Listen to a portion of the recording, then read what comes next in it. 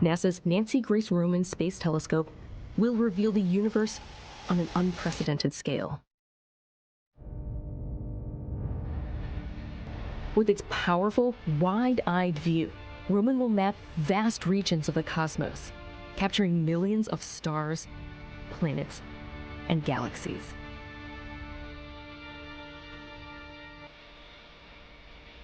By observing the sky again and again, Roman will create time-lapse movies of our dynamic universe.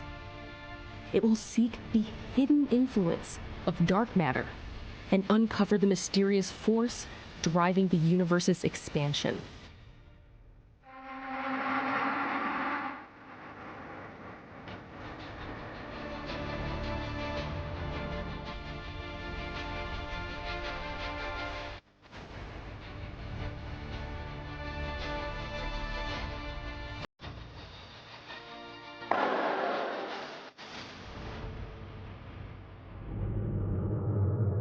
With a wider view comes a deeper understanding. Welcome to NASA's broadest view of the universe.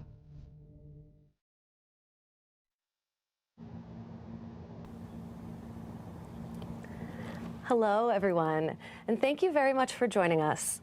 I'm Elise Fisher with NASA's Office of Communications, and we are here live from the agency's Goddard Space Flight Center in Greenbelt, Maryland, where NASA built its next major eye on the universe, the Nancy Grace Roman Space Telescope. In our news conference today, you'll hear from our experts all about Roman, which is right now undergoing final preparations for a launch next month from our Kennedy Space Center in Florida. And when its mission begins, Roman will tackle some of the biggest mysteries about our universe today, from dark energy and why the universe is expanding faster over time, to planets outside our solar system. So to tell us more about Roman and to take your questions, we have with us Shawn Domagal-Goldman, Director of the Astrophysics Division at NASA headquarters, Julie McEnery, Roman's Senior Project Scientist at NASA Goddard, Jackie Townsend, Roman Project Manager at NASA Goddard, and Jeremy Perkins, Roman Integration and Test Scientist, also at NASA Goddard. We will hear briefly from all of our panelists first off the top, and then we will take questions from media who are listening on the phone lines. So I'll start by turning it over to Shawn. Thank you, Elise. I'm so glad to be here today to talk about this telescope, the Nancy Grace Roman Space Telescope, because it's a big part of our history and how it connects to our future. NASA's had a long history of leading the world in exploring the cosmos, and in astrophysics, we do that by probing some of the most fundamental questions to humanity. How does the universe work? How do we get here in that universe? And are we alone in that universe? And we can do that because of the power of astronomy from space. That capability is in many ways thanks to the person that this observatory is named after, Dr. Nancy Grace Roman. Dr. Roman was a brilliant astronomer, and she realized how much power we would have if we could get telescopes up above Earth's atmosphere, which otherwise gets in the way of our observations from the ground, and how it could complement the astronomy we can do from the ground. She had the technical acumen to detail those arguments and the leadership and political capability to explain that to her peers and to stakeholders. And although she's often most associated with those first space telescopes, it's really our full fleet that she deserves credit for. And every time we build a new space telescope, we add to that fleet with capabilities we didn't have before and that add to her legacy. And that telescope, that's her namesake, the Nancy Grace Roman Space Telescope, is no exception. The best way I could describe how it's going to add to our fleet is by going through an extended analogy of someone taking photos of a forest. By getting telescopes up into space, we can have the sharpness that let us not just take pictures of the forest itself or the trees, but in some cases the leaves or the birds in those trees. That's what we did with Hubble. With the James Webb Space Telescope, we could take pictures of those birds and leaves and further off trees. And with our survey telescopes like SphereX, which we launched last year, we can take panoramic views of the forest itself. Roman does both. It has that wide-angle view of the forest and the sharpness to see the birds and leaves on those trees. Of course, this isn't a forest we're talking about, it's the known universe. And those birds and trees are supernova and galaxies and planets and stars. In many ways, the astronomical target that Roman is chasing and designed to study is the universe itself. And when it launches, it's going to do things that currently are impossible. And it's going to launch, thanks to the folks here with me and people throughout the world, 9 months in advance. And that in of itself is an amazing feat. You know, just think about any large project you have in your town or anywhere that's multi-billion dollars. Complex things are hard to bring in on schedule and on budget. And this team has lived within its resources and is delivering 9 months early. So I'm thankful for the people here with me on stage, the full team across the world that they led. And there's far too many people to name, but I do want to thank the institutions that have been a big part of this. Of course, the folks here at NASA Goddard Space Flight Center that led the development and management and built major parts of this observatory. Our partners from NASA's Jet Propulsion Labs, the Space Telescope Science Institute, IPAC, BAE Systems, L3 Harris, and Teledyne Science and Imaging that either delivered hardware and or are going to be part of our operations that you'll hear about later today. And of course, I want to thank our international partners from the European, Japanese, and French space agencies, as well as the Max Planck Institute for Astronomy in Germany. Space is hard. Doing space on time and on budget is even harder. And this takes a team, and we've got a fantastic one that I just mentioned that's gotten us to this point. And I'm thankful they have. And this is one last way that this is going to connect our past to our future, because the questions we ask in astronomy, I said, you know, there are these big questions. And when we launched Hubble, we did that in many ways to study the expansion rate of the universe. And we answered through Hubble some of the biggest cosmological questions we had at the time. But in finding the answers to those questions, we uncovered new questions to answer. And some of those questions are the ones that Roman is designed to tackle. And that's why I'm glad we've got a fantastic science team led by Julie McEnery, who can tell you more about the science from Roman. Thank you, Shawn. Roman is poised to conduct revolutionary surveys that will impact every area of astronomy. We perform an extraordinary census of planets around other stars and may confirm the current hints that our standard model of the universe is incorrect and set us on the path to figuring out what's right. And we can do this because Roman's primary instrument combines exquisite performance and sensitivity with the ability to quickly and efficiently survey large regions of the sky. 1 month of Roman observations could survey our own Milky Way, resulting in the detection of up to half the stars in our own galaxy. This would itself represent a catalogue of astronomical objects much larger than any in existence today, with just 1 month of Roman observations. Our main survey will take over a year, and it'll be really huge. We would need over 500,000 4K TVs to fully display the single Roman image from our largest survey. To understand the scale, these TVs would cover 45 Manhattan city blocks, or fully cover El Capitan in Yosemite National Park. Not that I'm suggesting that we should actually cover El Capitan, but you get the idea.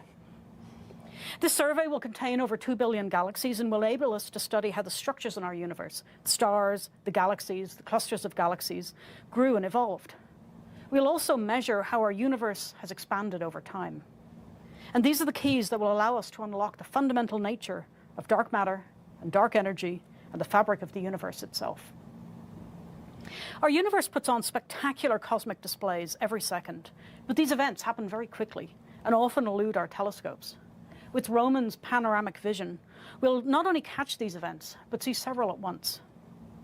We'll identify tens of thousands of supernovae and use these as markers to track the expansion history of the universe. We'll detect bright flares as a star is swept into a supermassive black hole. And we'll see the extraordinary outbursts that occur when 2 neutron stars merge to form a new black hole. Periodically, Roman will turn its sights toward the center of our own galaxy and monitor hundreds of millions of stars in a small patch of sky every few minutes. But it won't only image millions of stars. It will discover a host of new exoplanets, up to 40 times more than we know of today. Think of this as the largest census we've ever done of planets outside our own solar system. Roman's vast reach will allow us to find the weird, the rare, and the unusual. Discovery of things like exoplanets with disks, isolated black holes and neutron stars in our galaxy, and runaway supermassive black holes will become routine. We'll redefine what it means to find a needle in a haystack. Scientists across the country, and indeed the world, have worked together to figure out the best way to conduct Roman surveys. This is important because every single Roman observation will enable many different science investigations. So, for example, the same survey that will provide deep observations to study galaxies will also be used to find objects in the outer parts of our own solar system. We have a second instrument, the Roman coronagraph. And I think of this as doing magic with physics. We're taking advantage of the wave properties of light to cancel out the light from a star so that we can image planets next to it. To do this magic, we have to have an optical system that can adjust itself to maintain sufficient precision. And this will be the first time that this kind of active optics has been used in space and will set us on a path for future observatories to do extraordinary new things. What makes me most excited about Roman is the discovery potential. With 2 billion galaxies, we'll have 2,000 objects that are 1 in a million. We'll be exploring patches of sky as a function of time with exquisite sensitivity. We'll find new things that go bump in the night.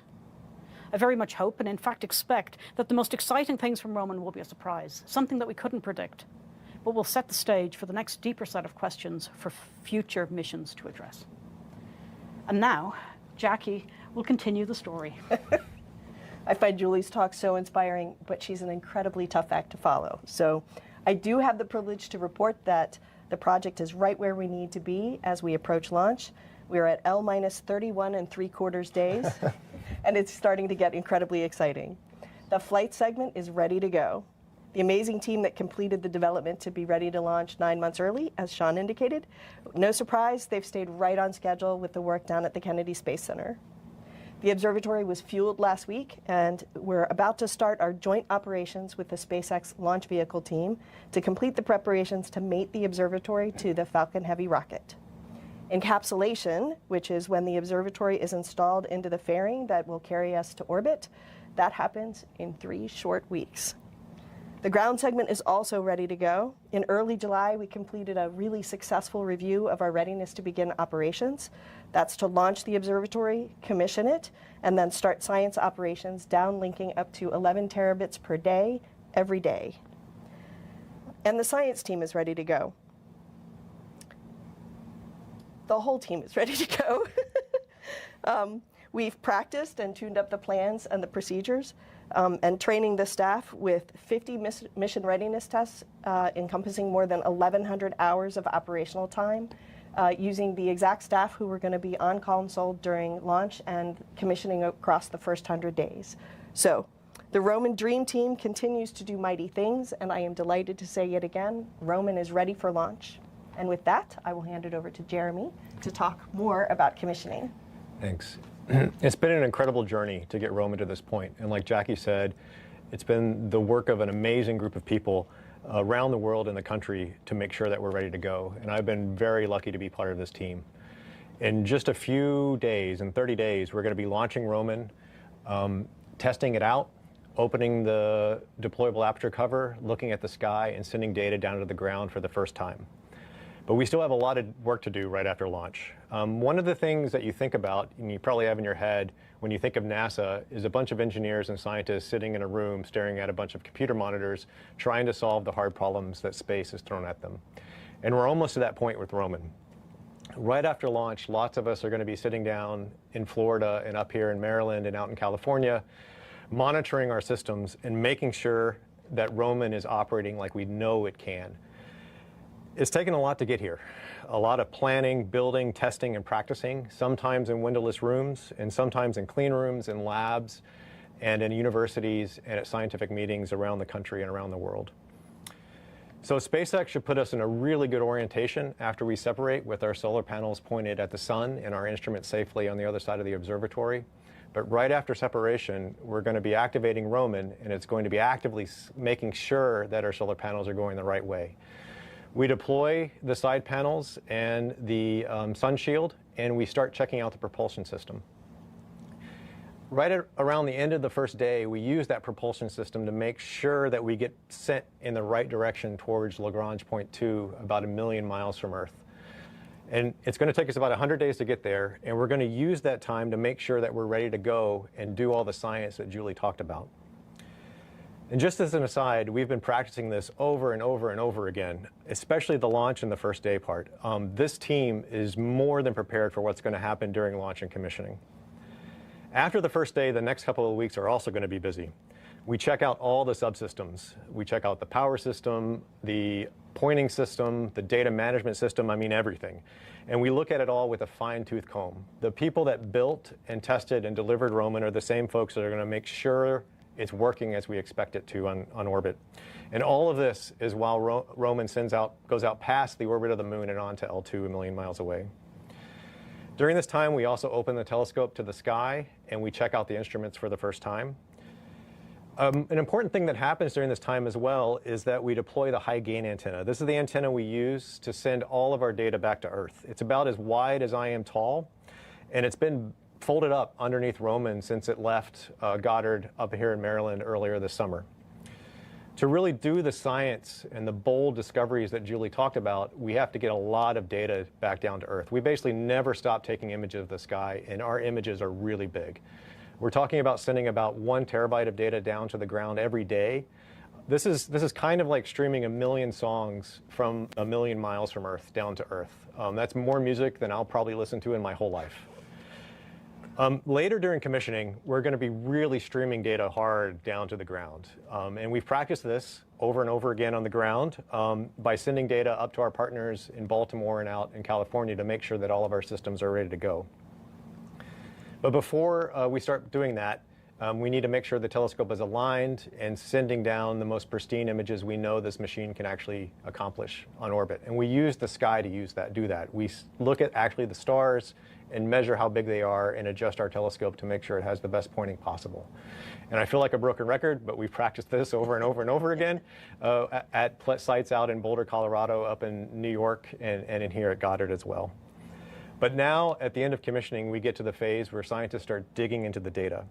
We basically do many versions of our calibration plan and our observation plan at this time to really fully test the system out and make sure we're going to be able to do the science operations at the end of the commissioning phase. One thing to keep in mind is once we start science ops, no single person is going to be able to look at all of the stars and all the galaxies and all the unusual things that we're going to see with Roman.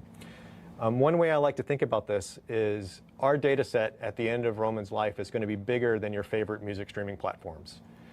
And I can't go online and listen to every single song to find new songs and new music. I have to use algorithms and other ways to introduce new music to myself. And we're going to do the same with Roman. And it's important to remember that some person's noise might be my music and my music might be noise to other people. But it's going to take detailed analysis, machine learning, and computational systems to really find the music in Roman's data. We're using this early time, this commissioning time, to shake out all the techniques, to find the gotchas, find the bugs, and basically do the early calibrations we need to do so that we're ready when the torrent of data starts. The teams that are going to be producing Roman science data for years to come are going to be side by side with us in the commissioning rooms, making sure that they're ready to analyze Roman's data. To do this, we're going to look at fields of stars and make sure we have the alignment correct. We monitor how big the stars are to make sure we have the focus correct and that it's not changing with time. We run lots of calibrations and compare those with the tests we did on the ground to make sure everything looks okay. We make sure that the telescope is dark enough for the science that we want to do, and we make sure the telescope is stable enough so that we know how fast we're going to be able to do our science. Scientists working in Roman have spent years developing this plan and thinking about all the little details to make sure we get it right. And thousands of people have designed, built, and tested Roman, and so many people are waiting to see what Roman can do. We're going to be working around the clock over the next months to make sure that what we built works the way we planned it to. I think I speak for all of us. We're really excited to see Roman launch, but we're even more excited to see the first light hit the telescope. Thank you. Great. Thank you so much, Jeremy, and thank you all for those comments. And with that, we will now begin taking questions. So for media who are listening on the phone lines, you can press *1 to enter the queue. And we'd ask that if you know who you'd like to direct your question to, that you please note that as well. Again, that's *1.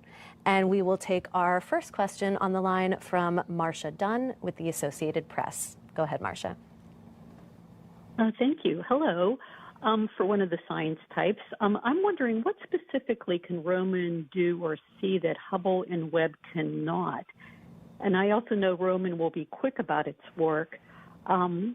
If Roman can scan the entire Milky Way in a month, as I think you referred to just a little bit ago, how long would it take Hubble or Webb to cover the same territory? Trying to get a comparison between the three telescopes. Thank you so much. Okay, so Roman has broadly the same sensitivity and sharpness of vision as Hubble, but we survey the sky much faster. So that 1 month of observations to survey our Milky Way galaxy would take about a century with Hubble.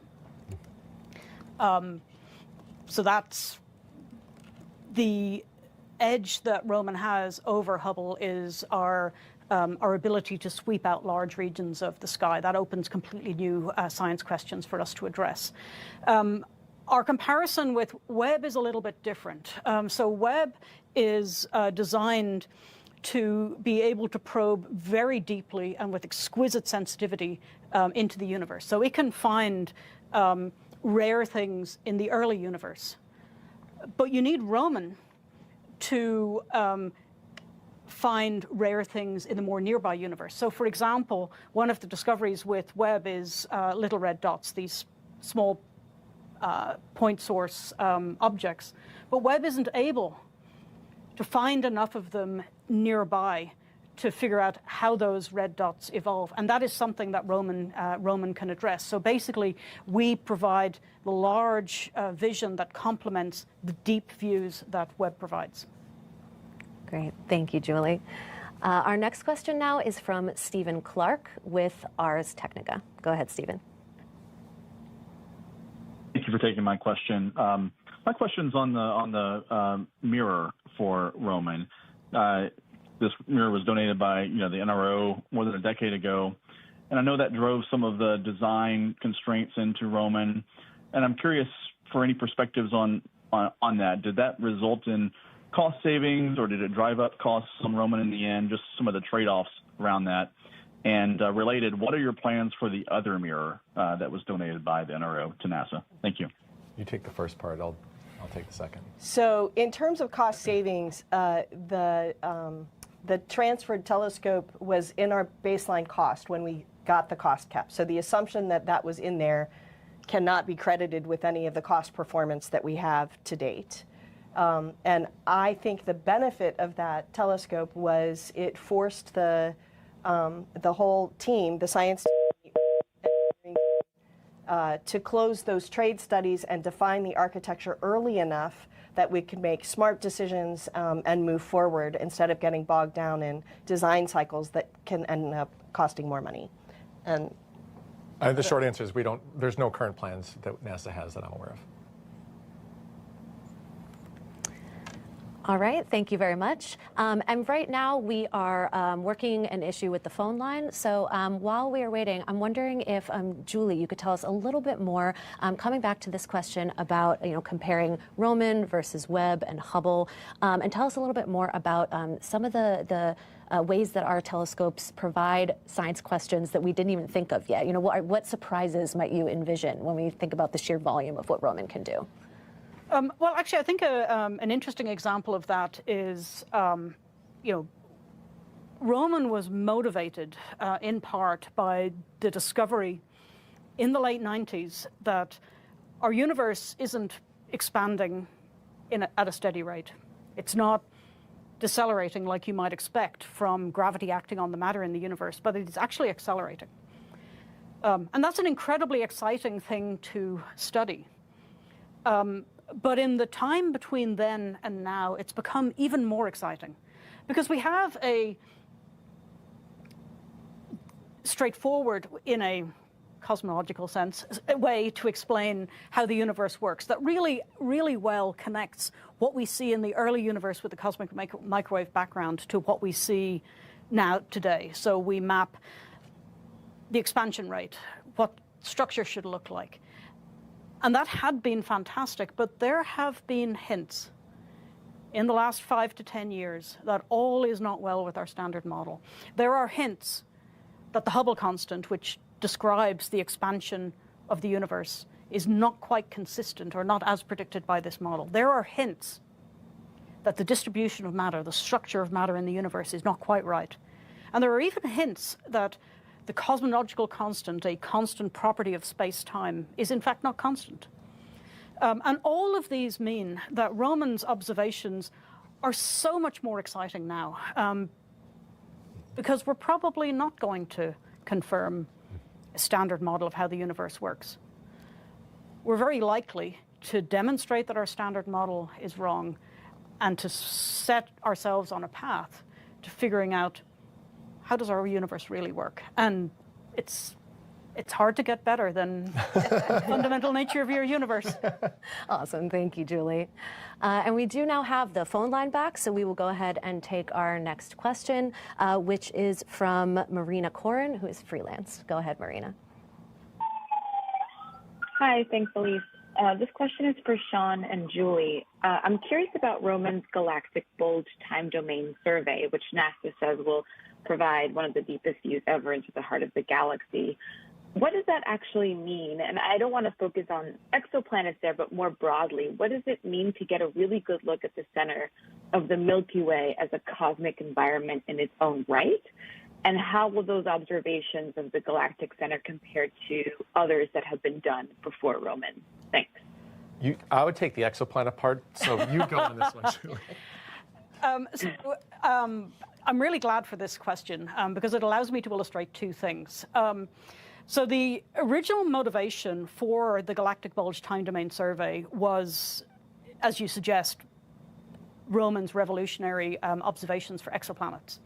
And what this survey does is we have a patch of sky, and every 12.5 minutes, we're going to monitor several hundred million stars.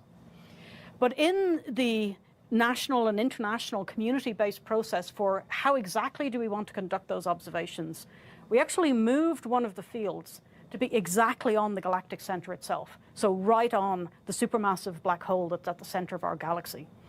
So that survey is also going to monitor all the extraordinary things that happen around the supermassive black hole in the center of our galaxy. These observations that happen every 12.5 minutes, we're going to be doing it for an entire year. So when you add all of this data together, you're going to have one of the deepest views ever. And because we're operating in the near infrared, we get to penetrate right to the center and actually beyond to the other side of our galaxy.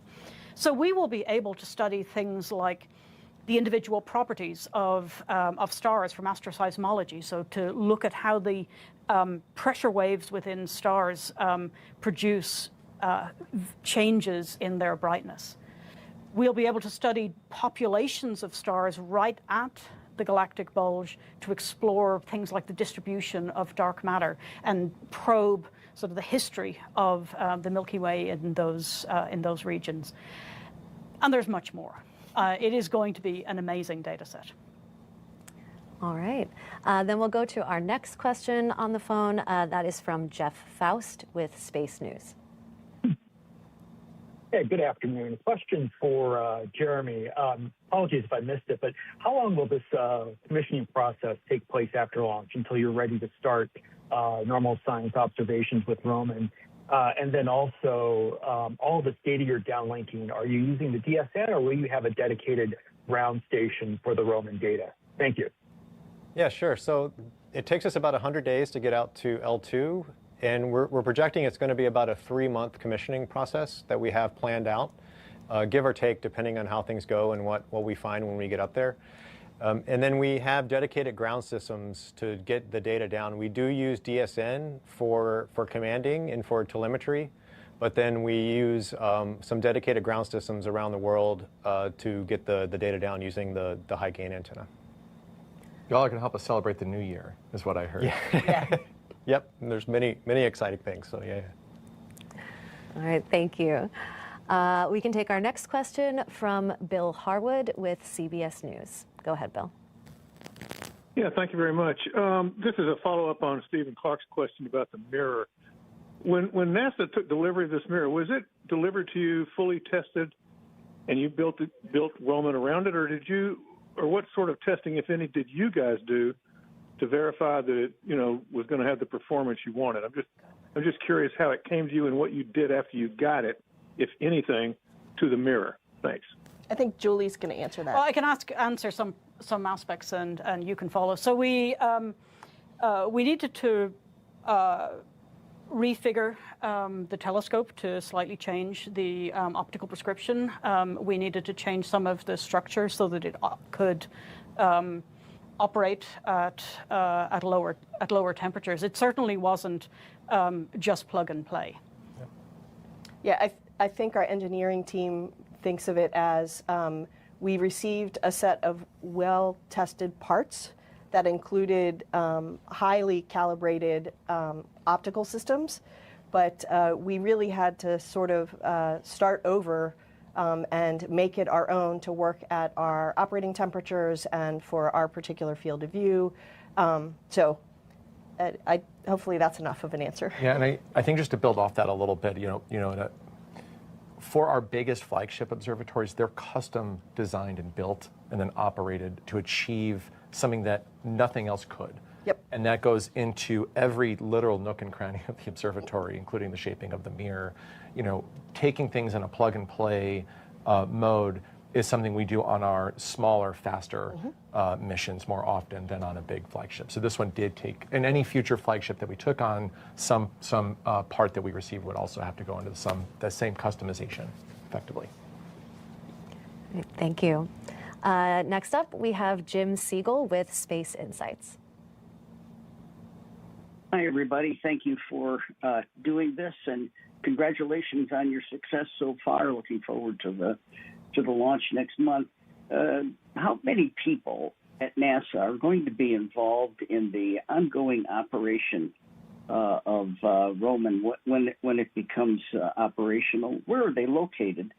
And secondly, for my typical viewers, how would I describe the benefits to the average American, that is Joe and Sally lunch bucket, so to speak, of what the Roman means to them? Thank you. So in terms of the folks working during operations, we have an operations team that's made up of dozens of folks. But then if you think of the wider group of people that are actually working on Roman, it's going to be hundreds to thousands, because the data sets that we produce are open to the whole country and the world. And the folks that are going to be looking at Roman's data and doing science with Roman is almost uncountable in terms of the reach that we're going to have. Do you want to name some of the primary locations? Yeah, so we've got teams up in Maryland, both at Goddard and then up in Baltimore, and then out in California at IPAC and JPL, as well as universities around the country that are also working on Roman's data. Yeah. Do anyone want to take the answer for Roman specifically, or I can take it for the portfolio in terms of what it returns to all the folks out there? I can answer quickly, and one of the reasons that I think is something that's awesome about Roman is that because our data are immediately available to everybody in the country at the same time, that you can be a teacher in a high school in Kentucky, and your students have the opportunity to see Roman data, new Roman discoveries at the same time as a professor in Princeton. And I think that there's a place for helping people get really excited about the amazing things that we're able to build. Yeah, and for me, I think this comes down to two things. One, the first thing I said is, in NASA astrophysics, we pursue the big questions. Are we alone? How do we get here? How does the universe work? And Roman's going to help us answer those really curiosity-driven questions. Like we're nerds. Like we're NASA. Like we love that stuff. That's why we do this. But when we do these things, especially for the flagships, we're setting out to do stuff that's like not possible. Like the stuff we're going to do with Roman isn't possible today. It won't even be possible when we launch it. It won't be possible until we're done with the commissioning and it's like well-tuned, right? When we set out to do the impossible and then achieve it, it's not just our impossibles that become possible. Like to give an example, when we built Hubble and Webb, we were chasing far-off galaxies in the farthest corners of the universe. But because we have a Hubble and a Webb, we're able to track asteroids that would pose a threat to Earth or to future lunar outposts on the lunar surface, right? Those were impossibilities that are now just possible and sometimes routine. There's things that go into medical imaging devices and in our cell phones that come out of stuff that was impossible until NASA did it. And now it's so routine you carry it around in your pocket. So, you know, we're nerds. We chase the curiosity-driven impossible stuff, but we make a lot of other stuff routine that impacts our daily lives in many, many ways. All right, then we can now take our next question from Manuel Mazzanti with Exploración Espacial. Thank you so much, Manuel Mazzanti with Exploración Espacial. This is a question probably for Jackie or Julie. Once the telescope is ready to go and operational, how NASA prioritizes observations? Is there a set of objectives that NASA wants to achieve first? How is it that an astronomer, a scientist, can get to use the telescope? I imagine presenting a proposal. How long does it take? We are talking about weeks, months, years to finally use the telescope. Thank you. We're an unusual kind of telescope. So our model isn't the traditional astronomers write proposals and get time on the telescope and go off and do things. I mean, we do that as well, but that's not the primary way to use Roman. So what we did over the last few years was to work with the scientific community all over the world and ask them for their ideas on how we should use Roman. And then we put everything together to try and design 3 really large surveys that address the cosmology, that address the exoplanet studies, but that maximize the science. So one outcome of that was putting one of the fields for the galactic bulge time domain survey at the galactic center. That was motivated by scientists in the community telling us this is how you make best use of this survey. One of our other surveys, we're going to do a deep field. And the purpose of that deep field is to provide the data needed to understand the specifics of how we measure galaxies, but we're choosing to collect the data in a way that maximizes our ability to find objects in the outer solar system. And that was because we had a white paper from members of the community who were interested in solar system science. So the quick answer is that we've actually already done the work of figuring out mostly how the telescope is going to be used. All the data immediately go public. We're seeing a large fraction of the sky. So almost regardless of what your scientific interest is, Roman is probably already planning to take observations, and the data that you need to conduct your scientific investigation is already planned to be immediately made public. All right, thank you. And as a reminder, if you would like to ask a question, you can press *1 on the phone lines. But we will go next to David Deneau with About Space Today. You can go ahead, David.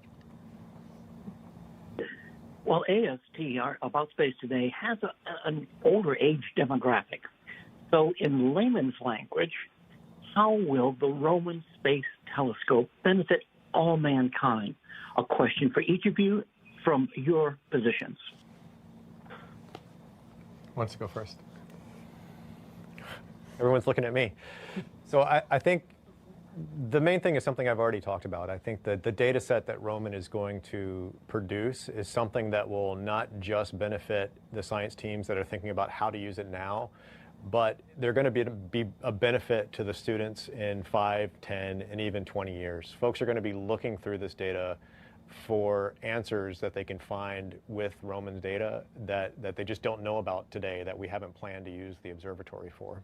So that's kind of what I'm really excited about, the legacy of the data set that we're producing. I'm ancient, so I may be in your demographic. I've been here long enough that I watched Hubble's findings change our understanding of the universe and change the textbooks that I was using to study in college. So I am, as Julie mentioned, I'm truly excited about the way that it's going to change our understanding of the universe. And in doing so, the next Dr. Nancy Grace Roman sitting in a classroom somewhere next year will be studying our data and hopefully catch the science bug and go on to transform the world in the same way that Dr. Nancy Grace Roman did. I could not be prouder to be part of this project. I think exploration is important. I think as we explore things, we discover new places. In this case, we're going to be discovering new places remotely with the data that we find from the Nancy Grace Roman Space Telescope. But it is exploration. It's pushing the boundaries of our knowledge in ways that we now can't predict. And we now can't absolutely say what the long-standing legacy is. But I think it's nations that have been successful have been curious, have explored beyond their boundaries. And what we do with Roman is a very good example of that. So I said a few minutes ago, when we set out to do these flagships, we set out to do the impossible and then make them routine. And one I didn't mention, but I want to build off of is the coronagraph instrument. That's one that Julie mentioned, doing magic with physics, right? And the technical challenge there is effectively to take a picture of a firefly next to a floodlight from the other side of the country, to go back to the photography example. The reason that's a critical technology for us to take from the impossible to like, oh, we can do it now, is that's a stepping stone to doing the harder problem of taking a picture of that same firefly next to that same floodlight from the other side of the country, but with the firefly off. And now you're seeing the light reflected from the floodlight off the firefly's dark skin back at us. If we can do that second one, which Roman is a major stepping stone towards doing, we'll be able to build our next flagship observatory, the Habitable Worlds Observatory. And that's one that will look at not just stars and galaxies and understand cosmic evolution, but take pictures of planets next to stars and probe those planets for signs of habitability and of life, and really address the question of, are we alone? Are there other inhabited global biospheres like Earth out there? And that's, for me, I love that question. Thank you all. That summed it up beautifully. We can take our next question on the phone from Paul Brinkman with Aerospace America magazine. Hi, yes, thanks for taking my question. I'd like to ask about the propellant. NASA sent out a recent update about how Roman is fully fueled now. I think it's 1,100 liters. Seems like a lot more even than Webb. Can you talk about how that, why that's necessary, and how the station keeping of the observatory will compare to Webb, and how that relates to its wide field astronomy? Sure. So we use the propellant in a couple ways. The one I already mentioned was to do our mid-course correction, which is our first correction to make sure that we're going in the right direction to L2. We do have also enough fuel reserve to do another correction if we need to. And then, like you mentioned, we do a final orbit insertion around day 100 to get into our final orbit around L2. Then after that, we have enough fuel to do all of the momentum dumps and the station keeping maneuvers that we need to do for 5 years and more. So that's why we have all the fuel we put into the tanks last week to make sure that we last that 5 years and beyond.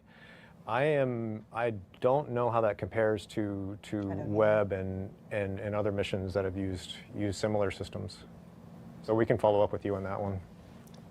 Yeah, we can follow up absolutely after the fact. And thanks for the question. We can now go to our next one on the line, which is Ken Kramer with Space Up Close. Oh, hi. Thank you. Thanks very much for doing this. And, we're looking forward to the launch, too. Yeah. So my question is about the coronagraph, actually. Can you describe, how will that work to find the exoplanets? And I imagine it's going to work in different ways to find them. So can you talk about that in some detail, as well as you're looking at such a wide swath? How is it able to find those exoplanets when you're not looking in a narrow focus and you're looking in a wide focus? Thanks. Yeah, I can start, and then you correct me if I get any of this wrong, Julie or Jack. So the first place to start is the challenge with these is kind of that firefly floodlight analogy. The other way to think about this is if you're tracking a ball or a plane or a bird in the sky and it crosses over, or Superman in the sky and it crosses by the sun, you have to stop looking at some point, or else your detectors, your eyeballs will be literally overwhelmed with the sunlight, right? And it's the same thing. We're taking a picture of a very dim planet next to a very, very bright star. You have to block out the sunlight, or the starlight in this case, or else it'll overwhelm your detectors. And that's what a coronagraph does. Now, one of your questions kind of has our design embedded in it, because you're asking, like, well, how do you do that if you got this wide field of view? Roman's designed with an instrument to give us, that's the wide field imager gives us that big view, that a separate instrument, the CGI or the coronagraph instrument, that's the one. It's a different instrument with a different optical path that's going to be doing that blocking out of the starlight. Did I miss anything in that? Well, I think it might be, what I find very cool about our coronagraph is that we're going to be demonstrating the use of deformable mirrors in space for the first time. And that is important to maintain the optical precision that we need. We're also going to have state-of-the-art wavefront sensing equipment. We will be testing a variety of different kinds of masks that will create destructive interference of the light, to use the wave properties of light to effectively switch off the light in the place where we want it to be. And then finally, we also have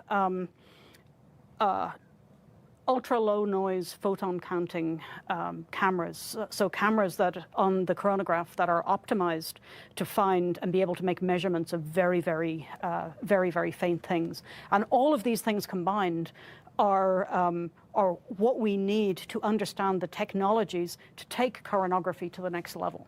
Yeah, and can I add one more to that? Which is the telescope itself, right? Yes. So all the things that Julie is describing, those deformable mirrors, those are designed to basically impart the opposite error to the wavefront that the telescope is imparting.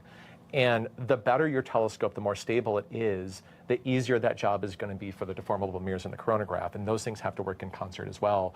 And this is in part possible because we've got such a darn good telescope that it makes the job of the coronagraph possible. And also studying that all those interactions that Julie was mentioning, understanding those at the system level is also part of the unlock for HWL.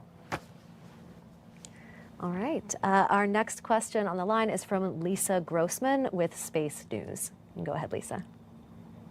Hi, with Science News. Thanks for taking my question. A lot of the way that Roman works sounds very reminiscent of the way that the Vera Rubin Observatory works. Could you compare the two approaches? How are they different and complementary? Yeah. Roman and Rubin have been designed from the very beginning to work together. They were both top ranked in the same decadal survey. They were designed knowing that each other existed, so they're complementary with one another. When we got to the point of deciding how we were going to use the observatories, Roman surveys are optimized to overlap with Rubin's because it is so valuable to combine observations with Roman and Rubin together. We're now approaching the next phase where scientists working on Rubin and scientists working on Roman are going to be directly working together to get the science. And the synergies are profound. Rubin operates in the visible, so in a further bluer light than does Roman, but to the same depth. So when you combine Roman and Rubin, it extends Roman's reach into the visible. Roman has much better angular resolution, so Roman can tell Rubin, that blurry thing that you have there, it's actually 3 galaxies, not 1. And when you put that information into the Rubin analysis, you end up with much better understanding of the universe that Rubin is studying.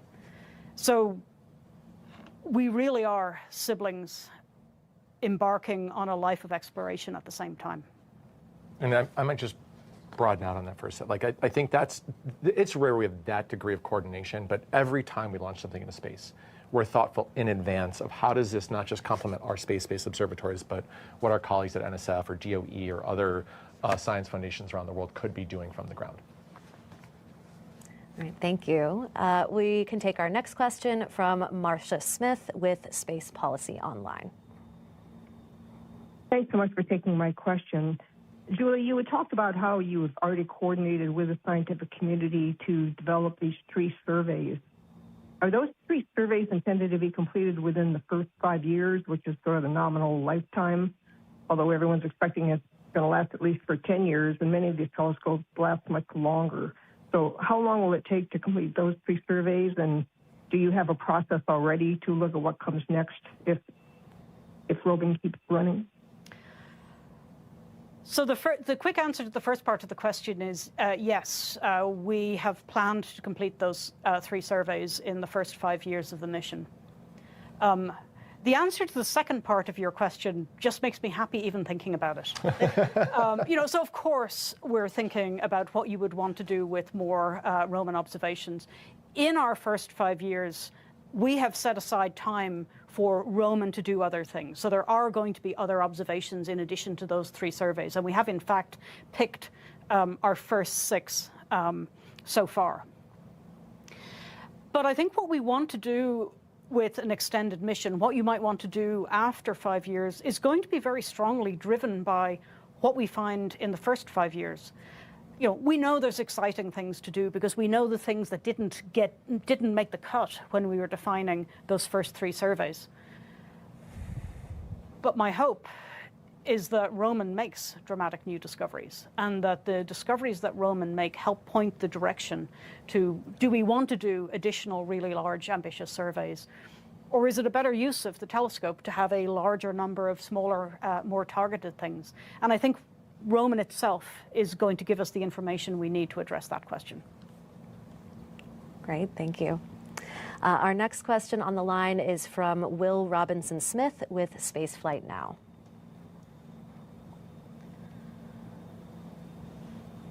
Hi, thanks so much for taking my question, and apologies if my line breaks up. Question for Jackie and Jeremy.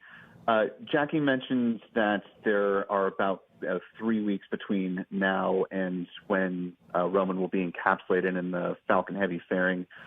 Now that the spacecraft is fueled, what is the primary focus from now till then for is complete? And there was also a mention of the amount of fuel on Roman, and that part of what it's going to be in service of is the correction maneuver.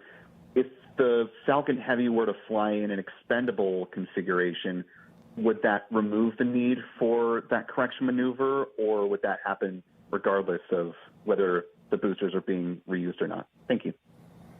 You want me to go or you want to go? You can start. So the things that we're doing now, Jackie mentioned that we're about to get into combined ops with SpaceX.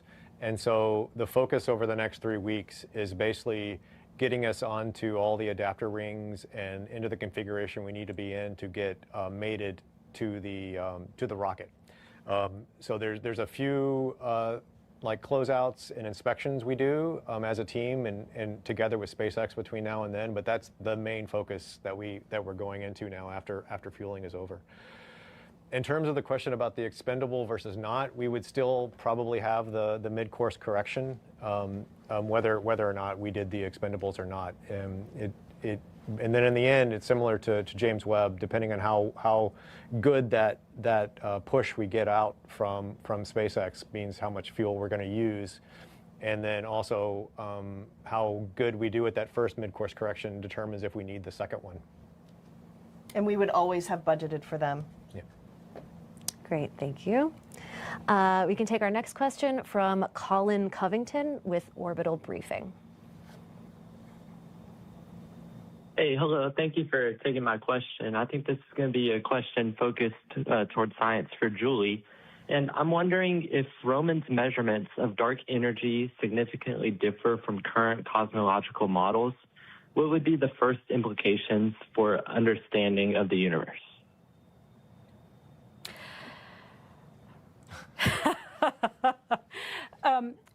So the quick answer is it will depend on the nature of what we find. So it might point towards a theory of modified gravity, or it might suggest that we need to alter our understanding of general relativity. But like I said, it kind of depends on the specifics of what we actually find, on whether it is staying broadly within the same family of cosmological models and just adding a little bit more complexity, or we're really blowing things out of the water and rethinking from the beginning. All right. Our next question on the line is from Kyle Averill with SpacePoint. Go ahead, Kyle. Thank you very much. Thank you for the opportunity and the opportunity to ask the question. Considering the terminology fleet, complementary, synergy, I'm wondering if it's really appropriate to start thinking about these platforms as an ecosystem, potentially. And then the second part of my question is, after Roman's two primary objectives, dark energy and ecoplanets, it will probe black holes. Does this effectively expand the complementary value of Roman to leverage the investment in science in LIGO, for example? Thank you for the question. You want to take the last one? I'll take the first one. So, complementary science with LIGO is not, at least in my opinion, it's not an add-on. It's not a thing that we're doing after we do studies of exoplanets and cosmology. It's an integral part of our program. We have the capability on Roman to redirect the observatory to follow up on the location of a LIGO detection. One of the things that we're looking for with LIGO detections is merger of two neutron stars or a neutron star and a black hole that produces gravitational waves and an outburst. With Roman's main time domain survey, we will have the capability of finding those events even independently of LIGO. So astrophysics, including synergies with LIGO, considering future synergies with LISA, actually is already an intrinsic part of our program. And we talk about the cosmology and the exoplanet demographics because they're named things that drove the design of the observatory. But everything that we have done in how we design the surveys has been to optimize for science in every area. I think I'll add two other things. I think one, at the level of our fleet in NASA Astrophysics, we've got two other missions that are designed to be synergistic for LIGO as some sort of the driving cases. One is an Israeli-led mission called Ultraset that we're a partner on, and that's launching later this decade. The other one is Starburst, which is one of our small sats out of our Pioneer program that focuses on small sat astrophysics capabilities. That's a family of missions, not just including Starburst, but many others that focus on this sort of emerging capability in the commercial sector to do replicated, not just small sats, but now we're seeing detector fields, even telescopes are things that are currently being developed in the commercial sector where they can't do a Roman, but they can do some specific part of astrophysics at a more platform level. And we're even looking at concepts where, you know, if you built 5 of the same observatory, what kind of view of the sky does that give you, for example, to follow up quickly on something that goes boom in the night? We're looking at those things. Those applications in the near term or historically have been more focused on other domains of science than astronomy, but those capabilities are getting to the point now where there are astronomical applications for them. Great, thank you. And with that, that is all the time that we have for questions today. So if you had a question that we unfortunately weren't able to get to, please do reach out to NASA's media team, and we'll be happy to help. But thank you very much again for tuning in and for all the questions today. And make sure to follow along with Roman's launch, currently targeted for no earlier than Sunday, August 30. You can learn more at nasa.gov/Roman. Thanks again for joining.